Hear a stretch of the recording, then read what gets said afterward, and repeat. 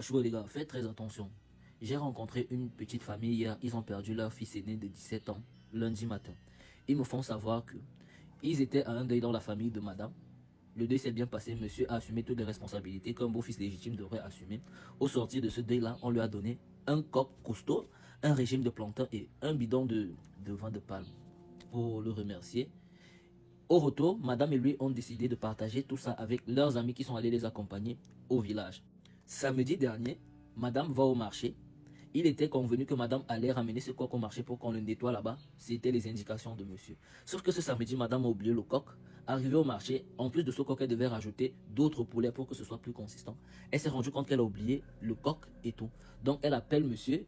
En rentrant, monsieur lui dit, ce n'est pas grave, tu donnes 500 à l'enfant. Il retourne là-bas et puis il fait nettoyer ça. N'égorgez pas ce truc-là à la maison, que ça s'égorge au marché. Ce que madame fait, elle remet 1000 francs au lieu de 500 à son fils. Elle lui donne 1000 francs pour le motiver. Que tu amènes ça vite au marché, on nettoie, on ne découpe pas. On nettoie seulement parce qu'ils ont l'habitude de voler certaines parties. Donc, on nettoie, on donne 1000 francs au jeune homme. Le jeune homme va retrouver ses amis. Ils égorgent le poulet. Il le nettoie. Il donne 500 à ses amis. Il garde 500. Il rentre. La cérémonie se passe dimanche, très bien. Lundi, le petit commence un malaise au moment d'aller à l'école. Le papa dit à sa maman, moi je dois aller au bureau. Tu me contrôles ça. Si ça se complique, vous l'emmenez à l'hôpital. Entre 7h et 10h, le petit rend l'âme dans un centre de santé. La maman appelle le papa pour lui dire que le gars vient de mourir et tout. Le papa dit non, mon fils peut pas mourir. Il est où? On lui dit au centre de santé là, pas très loin. Le papa dit le centre de santé, c'est pas un hospice. Amenez mon fils à l'hôpital, je veux le verdict d'un médecin. La maman tâtonne, le monsieur part de son boulot. Il prend son enfant, ils vont à l'hôpital, on leur dit que l'enfant est mort, il faut le déposer à la mort patati. Le monsieur n'en revient pas.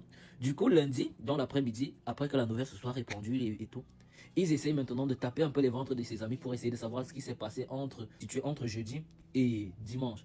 Les amis du petit font savoir que jeudi ne se sont pas vus. Ils se sont vus vaguement vendredi. Ils se sont revus samedi pour égorger le poulet, le nettoyer. Et ils se sont revus dimanche pour manger à la maison. Selon le papa dit, hein, c'est vous qui avez égorgé le poulet? Les amis disent, oui, il est venu avec le poulet. On a égorgé, voilà, voilà. Gang, gang, gang. Le papa le déclic. Et le papa me dit, mon jeune frère, depuis que je suis revenu de ce deuil-là, je suis bassa.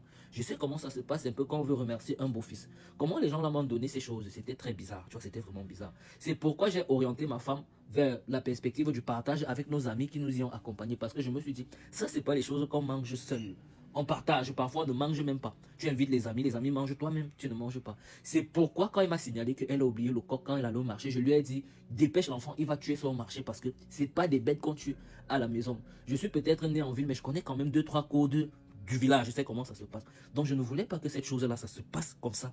Mais là, quand ses amis m'ont dit que mon fils s'est comporté comme un enfant, vraiment ça arrive. Et qu'il soit tombé dans le piège que j'ai essayé d'éviter depuis que nous sommes revenus de ce dé-là. Ça m'a brisé le cœur, mon jeune frère. Le gars me dit, ça m'a brisé le cœur. Et quand je te ramène maintenant, c'est pour que tu me rassures que je ne suis pas fou. Parce que je ne connais pas les codes du village. Je ne connais pas les codes du deuil. Je te suis depuis, je t'entends vraiment parler de la mort et tout.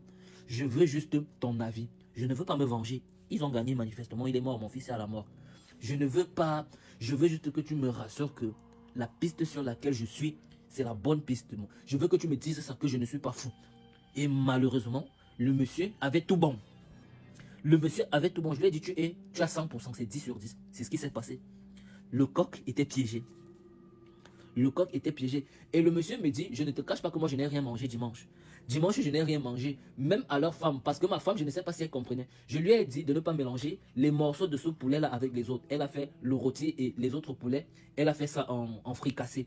Donc, le rôti, c'était le coq. Et c'est le coq qu'on a servi aux invités. Donc, même mes autres enfants n'ont pas mangé. On n'a pas mangé de cela. Ça veut dire que tout le mal que je me suis donné pour échapper à ce piège-là, ils ont finalement eu mon fils.